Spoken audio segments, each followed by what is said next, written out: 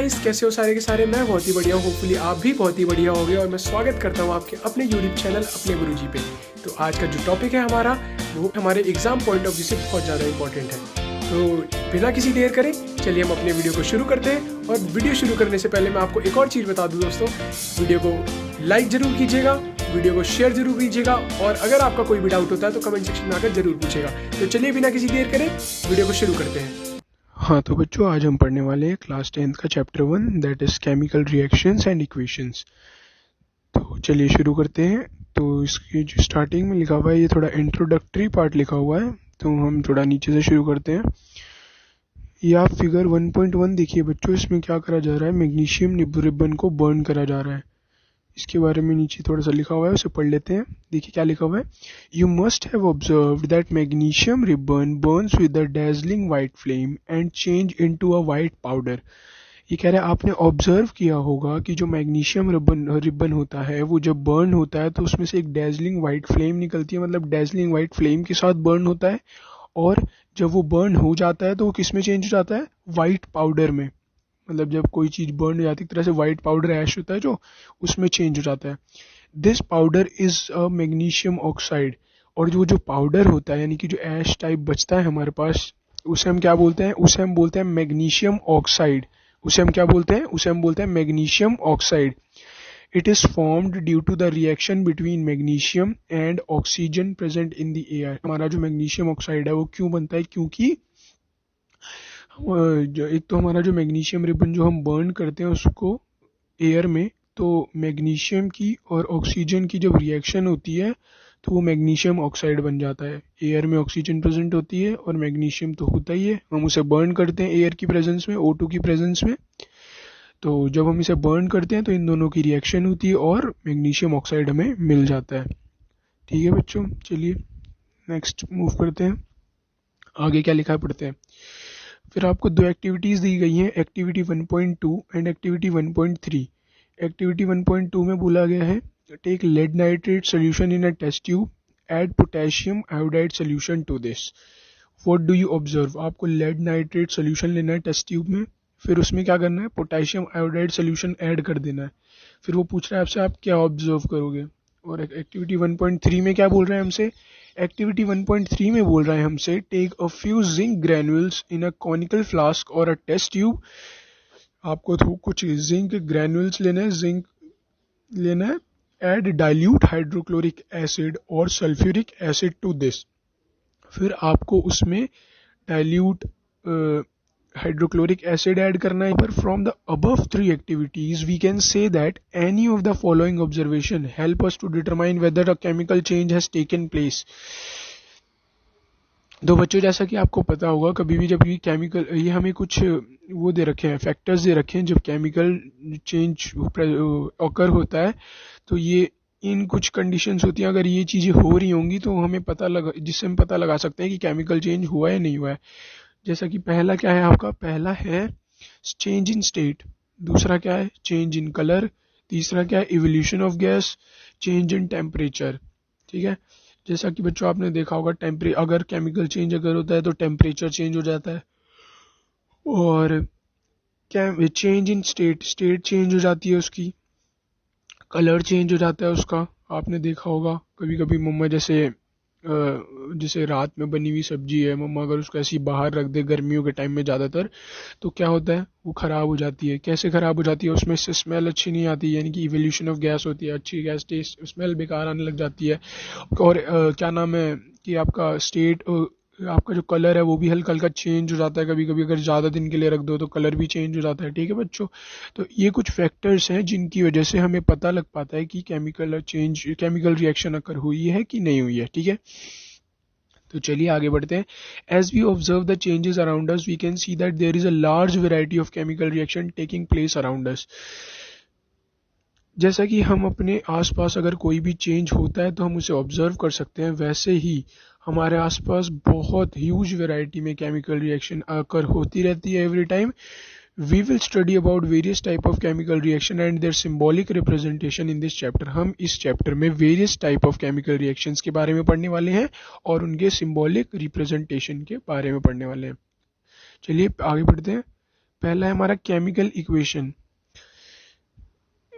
Activity 1.1 can be described as when a magnesium ribbon is burnt in oxygen, it converted a magnesium oxide. This description of a chemical reaction in a sentence form is quite long. It can be written in a shorter form. Its simplest way to do this is to write in the form of a word equation. The word equation for the above reaction would be, बच्चों जैसे अभी हमने ऊपर पढ़ा था कि magnesium ribbon air में जो ऑक्सीजन प्रेजेंट है उसके साथ रिएक्शन करके हमें प्रोडक्ट दे रहा था मैग्नीशियम ऑक्साइड। तो ये कुछ लिखने में, जैसा पहले के टाइम में था, लिखने में बहुत ज़्यादा दिक्कत होती, इसके लिए हमें पूरा एक सेंटेंस लिखना पड़ता। तो इसके बाद एक इसे छोटा करने के लिए केमिकल इक्वेशन को इन्वेंट किया गया। केमिकल इक्वेशन में क्या करते हैं, देखो केमिकल इक्वेशन में हम जनरली करते हैं कि हमने उनके नाम लिख दिए, जैसे कि मैग्नीशियम, जैसे आप देख सकते होंगे ब्लू ब्लू में यहाँ पे लिखा हुआ है, ये देखिए ये देखिए यहाँ पर लिखा हुआ है magnesium plus oxygen will give us the product magnesium oxide. And magnesium and oxygen जो है हमारे, वो हमारे रिएक्टेंट्स हैं, और जो मैग्नीशियम ऑक्साइड है वो हमारा प्रोडक्ट है। ठीक है बच्चों, अब आगे पढ़ते हैं। The substance that undergo chemical change in the reaction, magnesium and oxygen are the reactant. जैसा कि मैंने आपको बताया मैग्नीशियम और ऑक्सीजन जो है वो आपके रिएक्टेंट हैं। The new substance is the magnesium oxide, जो हमारा प्रोडक्ट फॉर्म हुआ है, यानी कि जो न्यू सब्सटेंस है हमारा वो मैग्नीशियम ऑक्साइड है, formed during the reaction as a product. A word equation change of reactant to product through an arrow placed between them. The reactants are written on the left hand sides.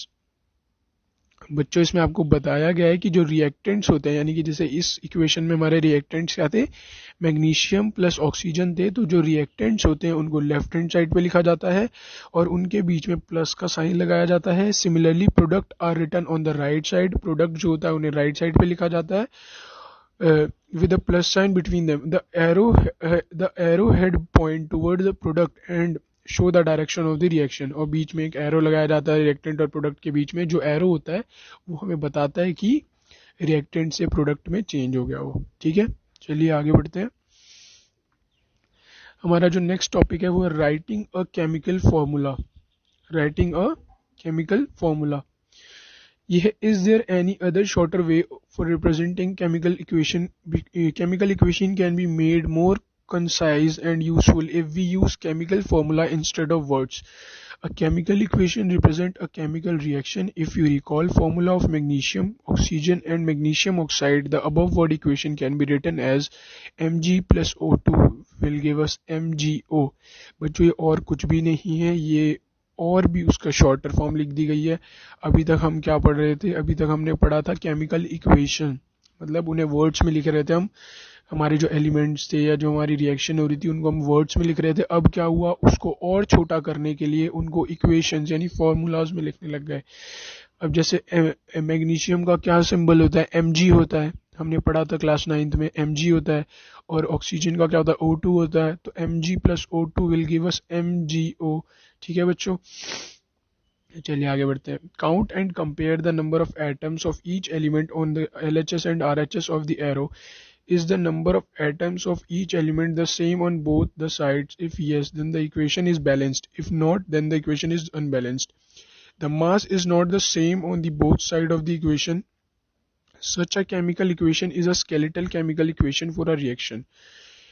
Equation is a skeletal chemical equation for the burning of magnesium in air. बच्चों ये आपको बताया गया है कि मतलब अगर जैसे इक्वेशन लिखी होती है तो जितने एटम्स मान लो Mg के रिएक्टेंट साइड में प्रेजेंट है उतने ही एटम उसके प्रोडक्ट साइड में भी प्रेजेंट होने चाहिए, तभी वो बैलेंस्ड इक्वेशन मानी जाएगी, otherwise that will not considered as a balanced equation. ठीक है, चलिए अगला टॉपिक ही हमारा बैलेंस्ड केमिकल इक्वेशन है।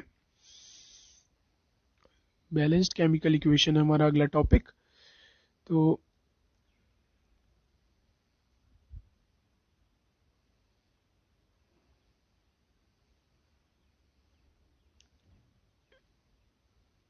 इस टॉपिक को बच्चों हम मूव करते हैं अपने नोटबुक पे, क्योंकि ऐसे आपको ये समझ नहीं आएगा, ये आपको लिख के समझाना पड़ेगा। तो हम अपनी नोटबुक पे मूव करते हैं, तो आपको नोटबुक पे ज़्यादा अच्छे से समझ आएगा ये वाला टॉपिक कि बैलेंस केमिकल इक्वेशंस को बैलेंस कैसे करते हैं। ठीक है बच्चों, हाँ तो बच्चों हम अपनी शीट पर आ चुके हैं और हम करने वाले हैं बैलेंस्ड केमिकल इक्वेशन। हमारा जो पहला क्वेश्चन है वो ऑलरेडी लिखा हुआ है, Fe plus H2O will give us Fe3O4 plus H2। सबसे पहले हम क्या करेंगे बच्चों, हम अपने एलिमेंट्स को अलग अलग कर लेंगे। रिएक्टेंट वाले एलिमेंट को इधर लिख लेंगे और प्रोडक्ट वाले एलिमेंट्स को इधर लिख लेंगे। रिएक्टेंट में हमारे पास Fe है, हमने Fe लिख लिया और Fe हमारे पास रिएक्टेंट में कितना है 1। हमारे पास Fe जो है रिएक्टेंट में वो है 1 और ये प्रोडक्ट में और हमारा रिएक्टेंट में H है वो हमारे पास कितना है 2। ये आप कहोगे ये मल्टीप्लाई क्या कर रखा है, मैं आपको आगे बताऊंगा अभी, बट अभी हम पहले लिख लेंगे जो जो हमें दे रखा है। हाइड्रोजन जो है हमें रिएक्टेंट साइड पे दे रखा है 2 और जो ऑक्सीजन दे रखा है हमें रिएक्टेंट साइड पे वो दे रखा है 1। हम अब प्रोडक्ट साइड पे भी सेम चीज़ कर लेंगे। प्रोडक्ट साइड पे हमें Fe जो दे रखा है वो 3 दे रखा है, Fe3 लिखा है, देख रहे होंगे आप। और O हमें ऑक्सीजन जो दे रखा है वो 4 दे रखा है और जो हमें हाइड्रोजन दे रखा है वो 2 दे रखा है, ठीक है। अब हम देखते हैं कि ये मल्टीप्लाई हमने क्या कर रखा है। तो देखिए Fe हमारा इधर 1 था और इधर हमारा 3 था। इसे बैलेंस करने के लिए हमने Fe को 3 से मल्टीप्लाई कर दिया क्योंकि ऑलरेडी Fe जो था प्रोडक्ट में वो 3 था और इधर 1 था, तो हमें इसे 3 बनाना था। Fe को रिएक्टेंट साइड पे हमें Fe को 3 बनाना था, तो हमने Fe को 3 से मल्टीप्लाई कर दिया यहाँ पर। जब 3 से मल्टीप्लाई कर देंगे Fe को तो रिएक्टेंट साइड पे भी Fe3 हो जाएगा और अगर रिएक्टेंट साइड पे भी Fe3 हो जाएगा तो वो प्रोडक्ट साइड के इक्वल हो जाएगा 3, ठीक है। हमारा Fe1 से हमने इसे 3 से मल्टीप्लाई करा तो ये Fe3 इधर रिएक्टेंट साइड में भी हो गया और प्रोडक्ट साइड में भी Fe हमारा 3 ही है, तो हमारा ये बैलेंस हो गया। अब हम आते हैं H पे। H हमारा रिएक्टेंट साइड पे 2 था और प्रोडक्ट साइड पे भी 2 था, तो चलिए अभी ये तो मैं बैलेंस है हमारा। नेक्स्ट पे आ जाते हैं। हमारा O क्या है 4। अब O हमारा O है हमारा 1, माफ़ कीजिएगा O है जो रिएक्टेंट साइड पे हमारा 1 है, लेकिन हमारा जो प्रोडक्ट साइड पे O है वो 4 है।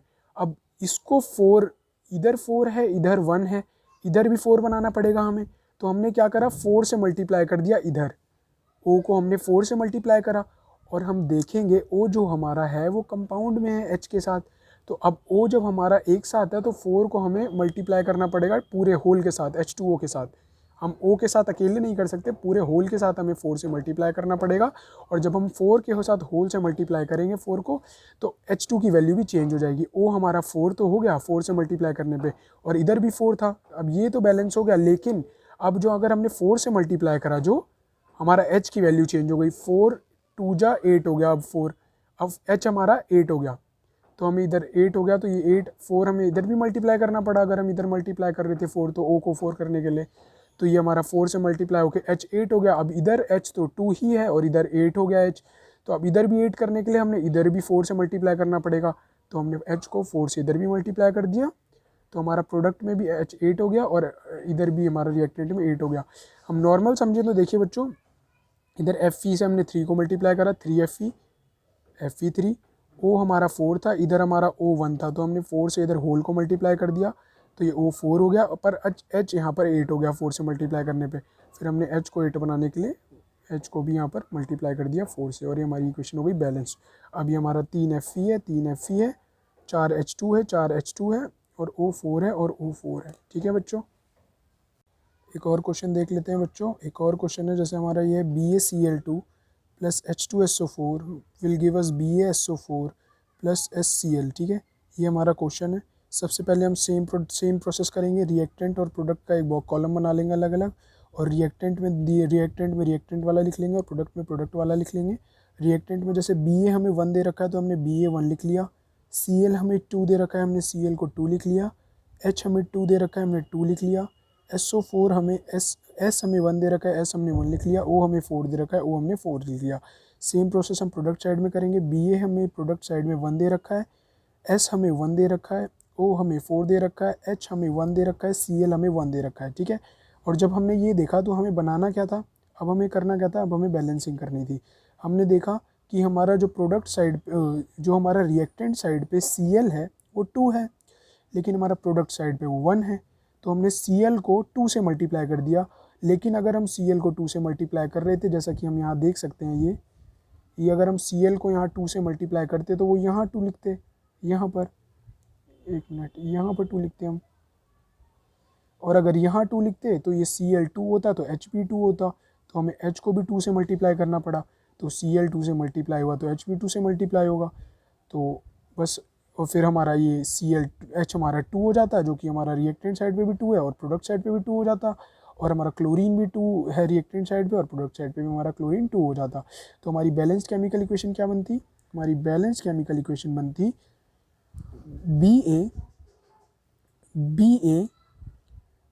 BaCl2 plus H2SO4 will give us BaSO4, और हमें ये यहाँ पर 2HCl हो जाता हमारा, जिससे हमारा हाइड्रोजन भी 2 हो जाता और क्लोरीन भी 2 हो जाता। तो ये हमारी इक्वेशन बैलेंस्ड हो गई। चलिए नेक्स्ट टॉपिक की तरफ मूव करते हैं।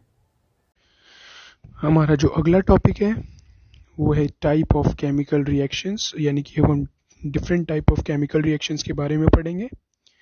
तो चलिए पढ़ते हैं। We have learned in class 9 that during a chemical reaction atom of one element do not change into those of another element, nor do atoms disappear from the mixture or appear from elsewhere. Actually, chemical reaction involve the breaking and making of bond between atoms to produce new substance. You will study about types of bonds formed between atoms in chapter 3 and 4. होता क्या है generally बच्चों, जो atoms होते हैं वो bond, वो जब हम वो डिसअपियर होते हैं यानी कि वो बॉन्ड बनाने लगते हैं, और बॉन्ड इसलिए बनाते हैं ताकि वो न्यू सब्सटेंस को प्रोड्यूस कर सकें। ठीक है, मान लो जैसे कि हमने, चलिए पढ़ते हैं। Calcium oxide react vigorously with water to produce slaked lime, यानी कि स्लेक्ड लाइम क्या होता है? कैल्शियम हाइड्रोक्साइड को हम स्लेक्ड लाइम बोलते हैं। Releasing a large amount of heat, ये कह रहा है बच्चों कि जो कैल्शियम ऑक्साइड होती है वो water react vigorously with water, जो कैल्शियम ऑक्साइड होती है वो वाटर के साथ विग्रेसली रिएक्ट करती है और क्या प्रोड्यूस करती है? वो प्रोड्यूस करती है स्लेक्ड लाइम, यानी कि calcium hydroxide. Releasing a large amount of heat, साथ में ही लार्ज अमाउंट ऑफ हीट ये रिलीज भी करती है। देखिए नीचे फॉर्मूला फॉर्म में भी दे रखा है आपको कि कैल्शियम ऑक्साइड CaO यानी कि क्विक लाइम, जो ऊपर हम बात कर रहे थे, क्विक लाइम प्लस H2O यानी कि water will give us the product that is slaked lime. देख रहे होगा आप, जैसे दिख रहा होगा आपको कि जो ये जो फॉर्मूला फॉर्म में लिखा हुआ है ये CaO, ये जब रिएक्ट करेगा वाटर से तो ये हमें देगा slaked lime that is calcium hydroxide, और साथ में लार्ज अमाउंट ऑफ हीट ये रिलीज भी करेगा, यानी कि CaOH होल ट्वाइस जब फॉर्म होगा तो इसके साथ साथ large amount of heat release भी होगी। चलिए आगे पढ़ते हैं। In this reaction calcium oxide and water combine to form a single product calcium hydroxide. इस रिएक्शन में क्या हुआ बच्चों, दो रिएक्टेंट थे हमारे, कैल्शियम ऑक्साइड एंड वाटर जो थे ये कंबाइन होकर इन्होंने एक प्रोडक्ट बनाया, सिंगल प्रोडक्ट।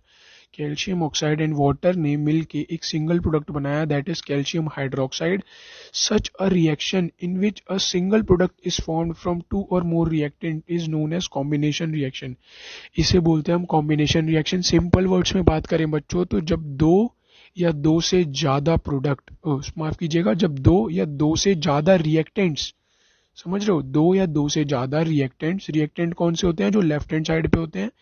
जब दो या दो से ज्यादा रिएक्टेंट्स कंबाइन को हम बोलते हैं कॉम्बिनेशन रिएक्शन। ठीक है बच्चों, उस रिएक्शन को हम क्या बोलते हैं? Combination reaction. चलिए नेक्स्ट टॉपिक की तरफ आगे बढ़ते हैं।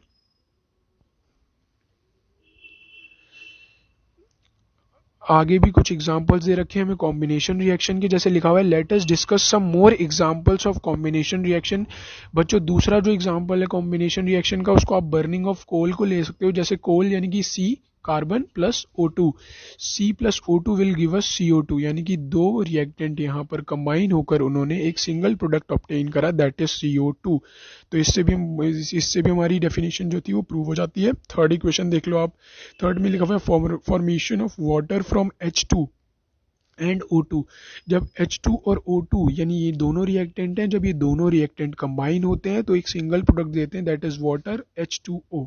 ठीक है बच्चों, चलिए आगे बढ़ते हैं। In simple language we can say that when two और मोर सब्सटेंसेस, एलिमेंट्स और compounds combine to form a single product the reaction are called combination reaction. समझ आ रहा है बच्चों? यानी कि एक बिल्कुल सिंपल वे का एग्जांपल दो अगर आपको कॉम्बिनेशन रिएक्शन समझना है तो आप एक तरह से मान लीजिए कि घर में चाय बनती है, मम्मा क्या करती है, पहले उसमें पानी में चीनी डालती है, चाय पत्ती डालती है, दूध डालते हैं, यानी कि आप चीनी, चाय पत्ती और पानी को, इन सबको एक तरह से रिएक्टेंट के रूप में देख सकते हो आप। अब जब इन्हें रिएक्टेंट के रूप में देखते हो, फाइनल प्रोडक्ट क्या मिलता है आपको? चाय मिलती है ना, चाय आपको। समझ लो इन सारे रिएक्टेंट्स को मिलाकर एक फाइनल प्रोडक्ट आपका क्या बना? टी, चाय, ठीक है। आपने जब इन पढ़ते हैं अदर एक्सोथर्मिक रिएक्शंस, आगे भी हमें कुछ एग्जांपल्स दे रखे हैं, जैसे burning of natural gas CH4 + 2O2 will give us CO2 and 2H2O, ठीक है। ये आगे लिखा हुआ है, we all know that we need energy to stay alive, we get this energy from the food we eat. अब जैसे हम सबको पता है बच्चों कि हमें ज़िंदा रहने के लिए फूड चाहिए होता है, एनर्जी चाहिए होती है, और वो एनर्जी हमें कहाँ से मिलती है? फूड से मिलती है, जो हम खाते हैं। During digestion food is broken down into simpler substances. बच्चों जब हमारे पेट में खाना जाता है, जब मतलब डाइजेशन होना शुरू होता है, उसका डाइजेशन का प्रोसेस, तो सबसे पहले क्या होता है? फूड जो होता है, जो हमने खाया है, वो सिंपलर सब्सटेंसेस यानी कि छोटे छोटे टुकड़ों में डिवाइड किया जाता है, वो डिवाइड होता है अंदर। फॉर एग्जांपल जैसे हम राइस, पोटैटो, ब्रेड खाते हैं, इसमें क्या होता है? कार्बोहाइड्रेट होता है बहुत ज़्यादा। These carbohydrate are broken down to form glucose. ये कार्बोहाइड्रेट को ब्रेक करा जाता है और इससे ग्लूकोज बनता है। This glucose combine with oxygen in the cell of our body and provide energy. और ये जो ग्लूकोज बनता है, इनसे ये ऑक्सीजन के साथ कंबाइन होकर हमारी बॉडी में एनर्जी प्रोवाइड कराता है।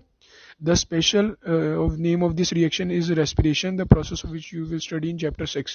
और इसको हम बोलते हैं respiration reaction। एक तरह से हो गई हमारी, जैसे देखिए ग्लूकोज का फॉर्मूला होता है C6H12O6। जब ये ऑक्सीजन के साथ 6CO2 के साथ रिएक्ट करता है तो 6CO2 + 6H2O + एनर्जी, ठीक है। आगे हमारा थर्ड में लिखा हुआ है, the decomposition of vegetable matter into compost is also an example of exothermic reaction. ये कुछ एग्जांपल्स दे रखे हैं हमें एक्सोथर्मिक रिएक्शंस के, ठीक है बच्चों। चलिए आगे मूव करते हैं हम। अगली टाइप की जो हमारी रिएक्शन है वो है डिकम्पोजिशन रिएक्शन। क्या है वो? Decomposition reaction. जैसा कि हमने अभी कॉम्बिनेशन रिएक्शन पढ़ा था, अब हम डिकम्पोजिशन रिएक्शन पढ़ेंगे। चलिए डिकम्पोजिशन रिएक्शन के पढ़ते हैं। Have you noticed that the green colour of the ferrous sulphate crystal has changed. अच्छा, ऊपर हमें एक एक्टिविटी दी गई है 1.5 टेक अबाउट 2 एक्टिविटी पढ़ते हैं। ये एक्टिविटी जो हमें 1.5 दी हुई है, इसमें लिखा है take about 2 gram ferrous sulphate crystals in a dry boiling tube, note the colour of the ferrous sulphate. आपको 2 ग्राम फेरस सल्फेट क्रिस्टल्स लेने हैं एक बॉइलिंग ट्यूब में। Note the colour of the ferrous sulphate crystal. अब आपको colour note कर लेना है फेरस सल्फेट का, क्रिस्टल का जो भी है। Heat the boiling tube over the flame and a burner. अब आपको उस फेरस, आपने जो टेस्ट ट्यूब में फेरस सल्फेट क्रिस्टल्स लिए, अब आपको उसको हीट करना है, जैसे ये लड़की हीट कर रही है ना किसी भी बर्नर के ऊपर या फिर स्पिरिट लैम्प के ऊपर। Observe the colour of the crystal. आप उसको जब हीट कर लोगे उसके बाद आपको दोबारा से उसके कलर को ऑब्जर्व करना है कि क्या कोई चेंज आया। चलिए आगे पढ़ते हैं, नीचे क्या लिखा हुआ है। Have you notice that green colour of the ferrous sulphate crystals has change. क्या आपने नोटिस किया कि जो ग्रीन कलर था फेरस सल्फेट का वो चेंज हो गया है। You can also smell the characteristics order of burning sulphur. आप जब बर्न हो रहा था आपका क्या क्या बोलते हैं, जब आपका फेरस सल्फेट क्रिस्टल बर्न हो रहे थे तो आपको ऑर्डर यानी कि खुशबू या बदबू भी कह सकते हैं हम उसको, आ रही होगी आपको बर्निंग सल्फर की, सल्फर बर्निंग की स्मेल भी आ रही होगी। नीचे हमें एक फॉर्मूला दे रखा है जिसमें 2FeSO4, ये हमारा फेरस सल्फेट का फॉर्मूला है।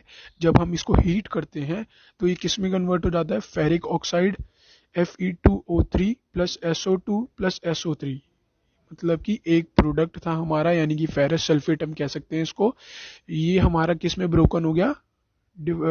उसमें डिफरेंट अलग अलग कंपोनेंट्स में ब्रोक हो गया, ठीक है। चलिए आगे पढ़ते हैं। इन दिस प्रोडक्ट नहीं बच्चों, रिएक्टेंट कह सकते हैं हम इसको, क्योंकि लेफ्ट हैंड साइड पे तो हमारा रिएक्टेंट होता है ना, फेरस सल्फेट हमारा रिएक्टेंट होगा। मैंने प्रोडक्ट बोल दिया था ऊपर। चलिए आगे पढ़ते हैं। In this reaction you can observe that a single reactant break down to give a simpler product. जैसे कि बच्चों अब हम आगे देखो इसमें क्या कह रहा है कि जैसे हमने ऊपर वाली अभी इक्वेशन में देखा कि एक रिएक्टेंट जो सिंगल रिएक्टेंट था वो ब्रेक डाउन हुआ और उसने हमें डिफरेंट टाइप ऑफ प्रोडक्ट दिए, अलग अलग प्रोडक्ट दिए। यानी कि एक रिएक्टेंट था, उसको जब ब्रेक डाउन किया गया तो उससे हमें 2 और मोर देन 2 प्रोडक्ट्स मिले, 2 या 2 से ज़्यादा प्रोडक्ट्स मिले हमें उससे, और इसी को हम कहते हैं डिकम्पोजिशन रिएक्शन। अगर बच्चों हम अभी कॉम्बिनेशन रिएक्शन को और डिकम्पोजिशन रिएक्शन को कंपेयर करें तो कॉम्बिनेशन रिएक्शन में हमारा क्या था? हमारा 2 या 2 से ज़्यादा रिएक्टेंट मिलके हमें एक सिंगल प्रोडक्ट। आगे पढ़ते हैं। फेरस सल्फेट क्रिस्टल, अभी जो हम ऊपर रिएक्शन पढ़ रहे थे, ferrous sulphate crystal FeSO4 7H2O lost water when heated and the color of the crystal change. It then decomposes to ferric oxide, sulfur oxide and the sulfur trioxide. Ferric oxide is a solid while SO2 and SO3 are gases. होगा क्या बच्चों, अभी हमने ऊपर जो पढ़ रहे थे एक्टिविटी में कि जब हम फेरस सल्फेट क्रिस्टल्स को बर्न करेंगे तो क्या होगा, तो होगा ये बच्चों, फेरस सल्फेट क्रिस्टल्स को जब हम बर्न करेंगे तो वो अब उनके अंदर जो वाटर प्रेजेंट होता है वो लॉस हो जाएगा, यानी कि वो उड़ जाएगा, और जो फेरस सल्फेट क्रिस्टल का जो कलर था वो चेंज हो जाएगा, वो क्या बन जाएगा, और वो जब ये हम उनसे हीट कर देंगे तो वो डिकम्पोज हो जाएगा। और position of calcium carbonate to calcium oxide and carbon dioxide on heating is an important decomposition reaction which used in various industries. Calcium oxide is called lime और quicklime।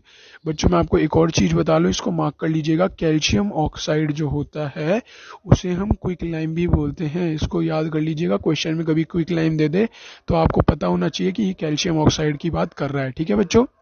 It has many uses, many one is in the manufacture of cement. When a decomposition reaction is carried out by heating, this is called thermal decomposition।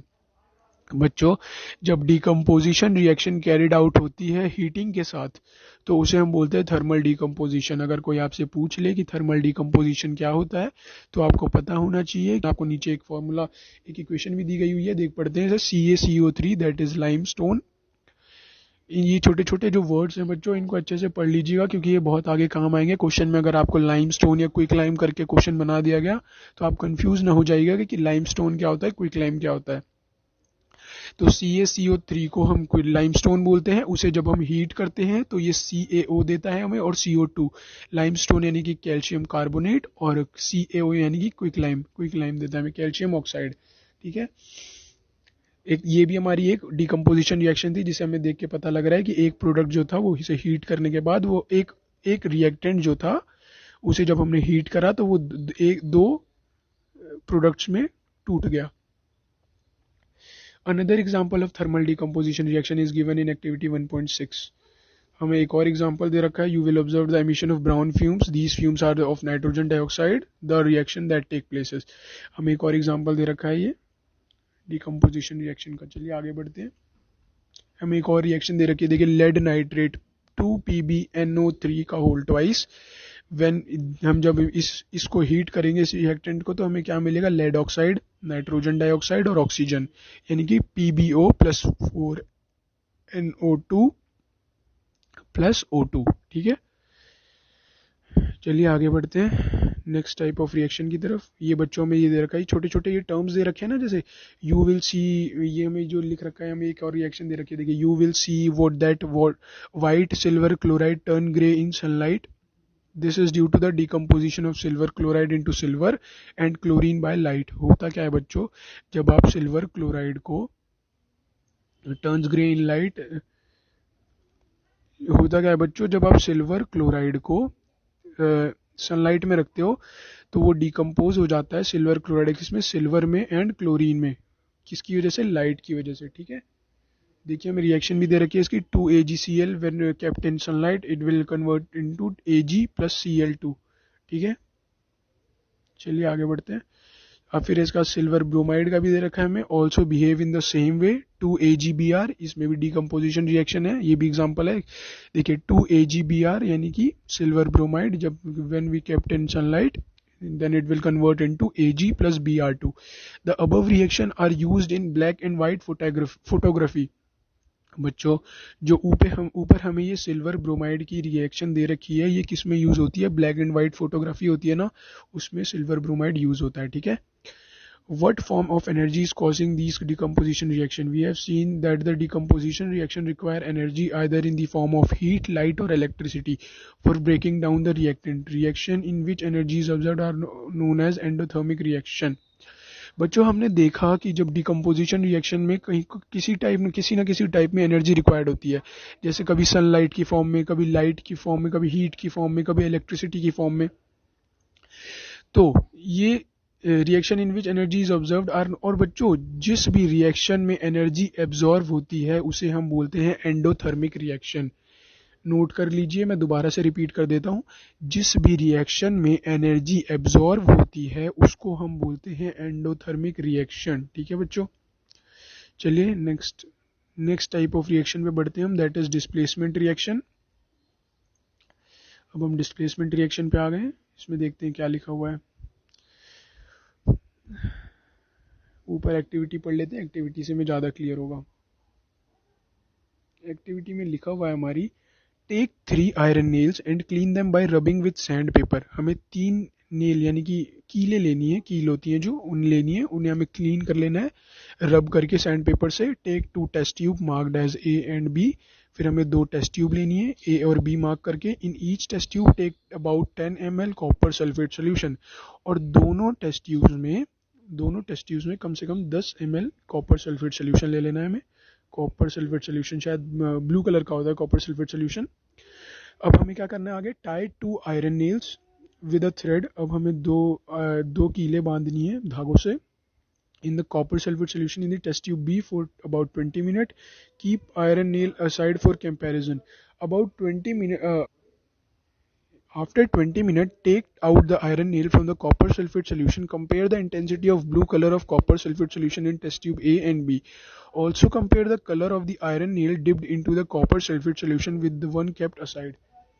चलिए आगे देखते हैं इसमें क्या लिखा हुआ है। Why does the iron nail become brownish in color and the blue color of copper sulfate solution fades? In this reaction, iron has displaced or removed another element, copper, from copper sulfate solution. This reaction is known as displacement reaction. बच्चों हुआ क्या, जब हमने iron nail को copper sulphate solution में put करा, हुआ क्या, जैसे ही हमने उसको कॉपर सल्फेट सोल्यूशन में पुट करा और हमने जब उसे बाहर निकाल के देखा एट द एंड, तो हमने क्या देखा कि जो हमारी नेल थी, मान लो जैसे ये हमारे फिगर में भी देख सकते हैं हम कि नेल में कंपैरिजन दे रखा है, ये देखिए। जब हमने देखा तो पहले हमने जैसे डाली थी और जब हमने निकाली तो वो ब्राउनिश सी थी। ऐसा क्यों हुआ?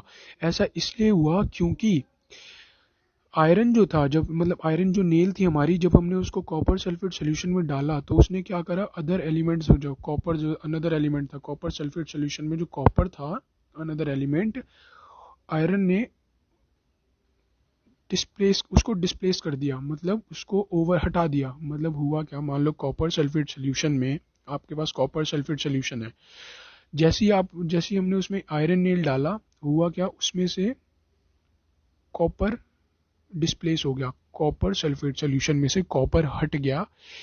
ऐसा क्यों और हट क्यों गया? क्योंकि जो आयरन होता है वो ज़्यादा रिएक्टिव होता है कॉपर से, इसलिए कॉपर डिस्प्लेस हो गया। और जो कॉपर सल्फेट सोल्यूशन का कलर था ना, वो आप दूसरे टेस्ट ट्यूब में नोट कर सकते हैं बच्चों। ये देखिए, पहले ब्लू था और जब हमने उसमें कॉपर सल्फेट सोल्यूशन में जब हमने आयरन नेल डाल दिया तो उसका कलर चेंज हो गया, वाइटिश सा हो गया वो कुछ। ठीक है, हमें रिएक्शन दे रखी है Fe plus CuSO4 will give us FeSO4 plus Cu। इस रिएक्शन में भी आप देख सकते हो बच्चों, जैसे कि Fe था हमारा पहले आयरन, जब हमने उसे पुट करा CuSO4 में यानी कि कॉपर सल्फेट सोल्यूशन में, तो जब हमने प्रोडक्ट में हमें मिला FeSO4 मिला, यानी कि Fe जो था उसने कॉपर को रिप्लेस कर दिया, यानी कि डिस्प्लेस कर दिया, और वो FeSO4 बन गया और कॉपर जो था वो रिमूव हो गया। चलिए आगे बढ़ते हैं। In this reaction iron has displaced or removed the another element copper from copper sulphate solution. This reaction is known as displacement reaction. ठीक है, आगे हमें 2 इक्वेशंस और दे रखी है रिएक्शन। देखिए, जिंक था, जिंक को अगर हम CuSO4 में डालेंगे तो क्या होगा, जिंक भी रिप्लेस कर देगा कॉपर को। क्यों? Because zinc is more reactive than copper. तो ZnSO4 बन जाएगा प्रोडक्ट में हमारा, और कॉपर फिर से डिस्प्लेस हो जाएगा। और ऐसे ही हमारा केस में हमारे लेड में PbCuCl2, तो PbCl2 बन जाएगा और कॉपर हमारा डिस्प्लेस हो जाएगा।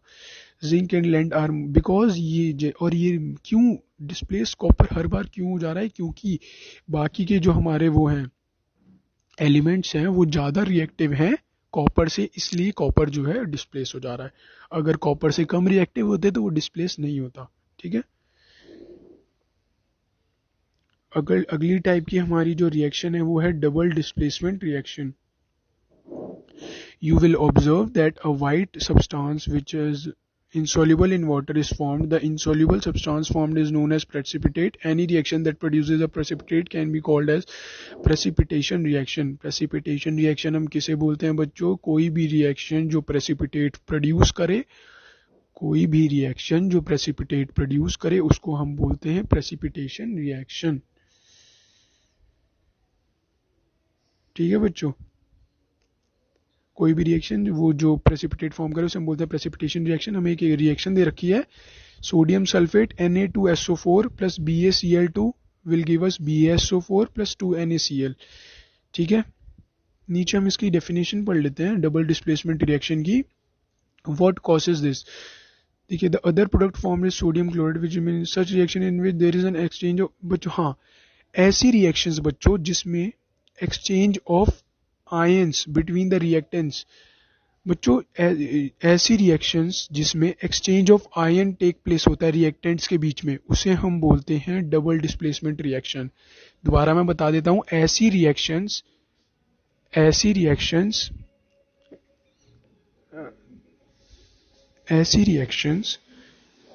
जिनके रिएक्टेंट्स के बीच में exchange of ion take place हो उसको हम बोलते हैं डबल डिस्प्लेसमेंट रिएक्शन। ठीक है बच्चों, हमारा एग्जांपल है ये Na2SO4 यानी कि सोडियम सल्फेट और बेरियम क्लोराइड, इनके बीच में आयन एक्सचेंज हुआ और हमें क्या प्रोडक्ट मिला? बेरियम सल्फेट और सोडियम क्लोराइड। ठीक है बच्चों, होप करता हूँ आपको डबल डिस्प्लेसमेंट रिएक्शन भी समझ आ गई होगी।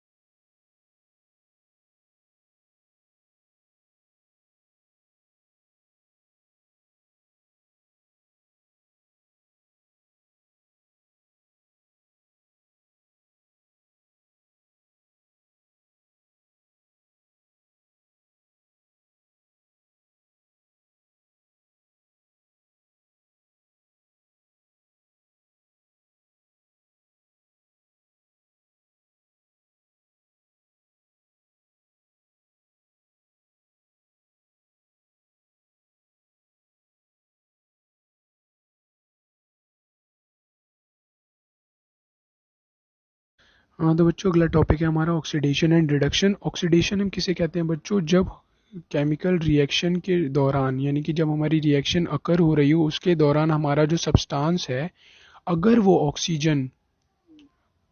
ऑक्सीजन को ऐड अप कर ले अपने अंदर, यानी कि वो गेन कर ले ऑक्सीजन को, तो वो क्या बन जाएगा? Oxidation reaction. और दूसरा क्या है बच्चों हमारा? अगर रिएक्शन के दौरान जो हमारा सब्सटेंस है वो ऑक्सीजन को लॉस कर दे तो वो क्या हो जाएगा? हमारा रिडक्शन। दोबारा मैं बता देता हूं, अगर बच्चों रिएक्शन के दौरान हमारा जो सब्सटेंस है वो ऑक्सीजन को ऐड कर ले या फिर ले ले तो वो हो जाएगा ऑक्सीडेशन। और अगर रिएक्शन के दौरान हमारा जो सब्सटेंस है ऑक्सीजन को लॉस कर दे तो वो बन जाएगा रिडक्शन। तो वो हो जाएगा हमारा रिडक्शन। हमारा एग्जाम्पल दे रखा है, देखिए हमें एग्जाम्पल दे रखा है ये वाला 2Cu plus O2 on heating will give us 2CuO। देखिए इसमें Cu था, पहले हमारा जो एलिमेंट था Cu कॉपर, उसमें ऑक्सीजन ऐड करा और जो प्रोडक्ट में हमें क्या मिल गया, CuO, यानी कि प्रोडक्ट में कॉपर ने ऑक्सीजन को ऐड कर लिया। तो ये हमारी कौन सी रिएक्शन है, ऑक्सीडेशन रिएक्शन। ठीक है, अगली देख लीजिए, CuO plus H2 on heating will give us Cu plus H2O। इसमें देखिए रिडक्शन हो गया कॉपर का। Cu पहले ऑक्सीजन था और कॉपर के पास, लेकिन जब हम प्रोडक्ट साइड में देखेंगे तो हमारे पास सिर्फ Cu बचा, तो यानी कि कॉपर ने ऑक्सीजन लॉस कर दिया, तो ये रिडक्शन हो गया। ठीक है, इसे हम बोलते हैं ऑक्सीडेशन रिडक्शन। एग्जांपल देख लीजिए बच्चों, आप देखिए Cu वही चीज बता रखी है, CuO अगर इधर जाकर Cu हो गया तो ये रिडक्शन हो गई है, और H2 की ऑक्सीडेशन हो गई है क्योंकि H2 में O ऐड हो गया है। ठीक है, सम अदर एग्जांपल्स हमें दे रखे हैं। रिडॉक्स रिएक्शन क्या होता है बच्चों, रिडॉक्स रिएक्शन वो रिएक्शन होती है जिसमें ऑक्सीडेशन और रिडक्शन एक साथ हो। जिस ऐसी रिएक्शन, जैसे ऊपर वाला हमारा एग्जांपल था रिडॉक्स रिएक्शन का, ऑक्सीडेशन और रिडॉक्स रिएक्शन वो होती है जिसमें ऑक्सीडेशन और रिडक्शन एक ही साथ टेक प्लेस हो, उसे हम बोलते हैं रिडॉक्स रिएक्शन। जैसे ऊपर वाला एग्जांपल था हमारा, एक ही केमिकल रिएक्शन में हमारी दोनों हो रही थी। और हमें कुछ और एग्जांपल्स दे रखे हैं रिडॉक्स रिएक्शन के, जैसे ZnO plus C will give us Zn plus CO। इसमें भी देखो ZnO रिड्यूस हो गया, ऑक्सीजन, उसके पास ऑक्सीजन था पहले और प्रोडक्ट साइड में उसने Zn बचा सिर्फ, तो यानी कि रिड्यूस हो गया, और जो हमारा C था वो ऑक्सीडाइज हो गया क्योंकि उसके पास ऑक्सीजन आ गया। ठीक है, एक और अगला भी एग्जांपल है हमारे पास, चलिए आगे बढ़ते हैं। अगली जो हमारा टॉपिक है वो है कोरोजन। कोरोजन होता है, ठीक है, अगला जो हमारा टॉपिक है वो कोरोजन, यानी कि आपने देखा होगा कि जंग लग जाता है हमारे सामान पे, लोहे का सामान कुछ भी रखा हो, बारिश में रखा हो या फिर ज़्यादा टाइम तक बाहर ऐसे एटमॉस्फेयर में रखा हो तो उसमें जंग लग जाता है, कोरोजन बोलते हैं हम उसको। चलिए पढ़ते हैं उसे। You must have observe that iron articles are shiny when new. आपने देखा होगा कि जब कीले होती हैं, लोहे की चीज़ें होती हैं, ज़्यादातर वो नई नई होती हैं, बिल्कुल चमकदार होती हैं जब नई नई होती हैं तो, but get coated with a reddish brown powder when left for some time. लेकिन उन पे एक रेड कलर की कोटिंग आ जाती है जब हम उनको ऐसे ही थोड़ा सा ओपन एयर में रख देते हैं कुछ टाइम के लिए। क्यों? This process is commonly known as rusting of iron. इस प्रोसेस को हम क्या बोलते हैं, रस्टिंग ऑफ आयरन। ठीक है, some other metal also get tarnished in this manner. Have you noticed the color of the coating formed on copper and silver when metal is attacked by substances around it such as moisture, acid, etc.? It is said to be corrode and this process is called a corrosion. बच्चों, corrosion की definition अगर हमें जाननी है तो क्या हो सकती है सही डेफिनेशन, कि जब हम कोई भी मेटल, मतलब हमारा कोई भी मेटल जो है जब उस पर अटैक होता है, किससे, हमारे किसी भी मेटल पे जब अटैक होगा हमारे मॉइस्चर से, एसिड से, हमारे अराउंड हमारे एटमॉस्फेयर में जो भी चीज़ें प्रेजेंट होती हैं नॉर्मली, जैसे कि मॉइस्चर हो गया, एसिड हो गया, इन सब चीज़ों से जब अटैक होगा हमारे मेटल पे तो वो कोरोड हो जाता है, वो it is said to be corroded, और इस प्रोसेस को हम कहते हैं कोरोजन। ठीक है, the black coating on silver. और ऐसे ही बच्चों कोरोजन सिर्फ मेटल्स में नहीं होता, जैसे हमारा सिल्वर हो गया, इस पे भी ब्लैक कोटिंग आ जाती है, और ग्रीन कोटिंग आ जाती है कॉपर पे, ये भी कोरोजन ही कहा जाता है इसे भी। ब्लैक कोटिंग सिल्वर पे आ जाती है और ग्रीन कोटिंग कॉपर पे आ जाती है। क्यों? Corrosion causes damage to car bodies. आपको जैसा कि पता होगा बच्चों की कोरोजन जब यानी कि जंग लग जाता है जब किसी भी चीज़ में, तो वो उसको पतला बना देता है, कमज़ोर बना देता है जैसे। और कोरोजन क्या करता है कॉसेज में, वो कार बॉडीज को डैमेज कर देता है क्योंकि वो भी लोहे की और आयरन की बनी होती हैं। ब्रिजेस को डैमेज कर देता है, आपने देखा होगा ब्रिजेस जो होते हैं बड़े बड़े जिस पर ट्रेनें जाती हैं, तो उसको डैमेज कर देता है, जंग लग जाता है उनमें। आयरन रेलिंग्स होती है अपने घर में, उसको डैमेज कर देता है। शिप्स होती हैं बड़ी बड़ी, उनको डैमेज कर देता है। All object of made of metal, metal से जितने भी ऑब्जेक्ट मेड हुए होते हैं उन सबको डैमेज कर देता है, specially those of iron. Corrosion of iron is a serious problem. Iron की कोरोजन होना बहुत बड़ी प्रॉब्लम है। Every year an enormous amount of money spend to replace damage iron. हर साल बहुत मोटा पैसा लग जाता है हमारे कोरोड आयरन को रिप्लेस करने में, मतलब कोरोजन को ठीक करने में बहुत ज़्यादा पैसा लग जाता है। चलिए अगला टॉपिक हमारा रेंसिडिटी। रेंसिडिटी क्या होता है बच्चों, ये शायद हमारा लास्ट टॉपिक है। हाँ, रेंसिडिटी क्या होता है, हैव यू एवर टेस्टेड और smelt the fat oil containing food material left for a long time. बच्चों, आपने देखा होगा, कभी भी आपने नोटिस करा है कि जो भी चीज़ें तेल से बनी होती हैं अगर आप उनको ज़्यादा टाइम के लिए रख दो तो क्या नोटिस करा है आपने, When fat and oil are oxidized, they become rancid and their smell and taste change.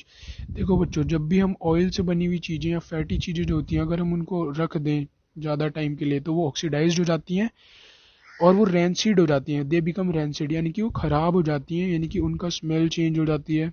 देखा होगा आपने, मान लो सब्जी बनती है, मान लो आपके घर में सब्जी बनती है, जो तेल डलता है उसमें, जब आपकी मम्मा उसको ज़्यादा दिन के लिए रख देती हैं तो क्या होता है, उसकी स्मेल भी चेंज हो जाती है, वो ऑक्सीडाइज हो जाती है, स्मेल भी चेंज हो जाती है, उसके टेस्ट भी चेंज हो जाता है, यानी वो ख़राब हो जाती है। Usually substances which prevent oxidation are added to food containing fat and oil. अब बच्चों, जो इस ऑक्सीडेशन को रोकते हैं, मतलब ये जो हमारे ऑयल और फैट से चीज़ें बनी हैं, इनको ऑक्सीडाइज होने से जो रोकते हैं, उन्हें हम एंटीऑक्सीडेंट्स बोलते हैं। एंटीऑक्सीडेंट्स फूड में एंटीऑक्सीडेंट्स ऐड करे जाते हैं ताकि हमारा फूड जो है वो ख़राब ना हो। Keeping food in airtight container help to slow down oxidation. बच्चों, ऑक्सीडेशन को स्लो करने के लिए फूड को हम एक एयर टाइट कंटेनर में रखते हैं। मतलब मान लो चिप्स देखा आपने, आप जब दुकान से चिप्स लेके आते हो, वो फूला फूला क्यों होता है, लेकिन उसके अंदर चिप्स थोड़ा सा ही होता है। क्यों? क्योंकि वो एयर टाइट पैक्ड इसलिए करा जाता है ताकि वो ऑक्सीडाइज्ड ना हो। अगर वो ऑक्सीडाइज्ड हो जाएगा तो वो ख़राब हो जाएगा, उसकी टेस्ट स्मेल सब कुछ चेंज हो जाएगी और वो वेस्ट हो जाएगा। तो इसीलिए उसको एयर टाइट कंटेनर में रखा जाता है ताकि वो ख़राब ना हो, वो ऑक्सीडाइज ना हो। ठीक है।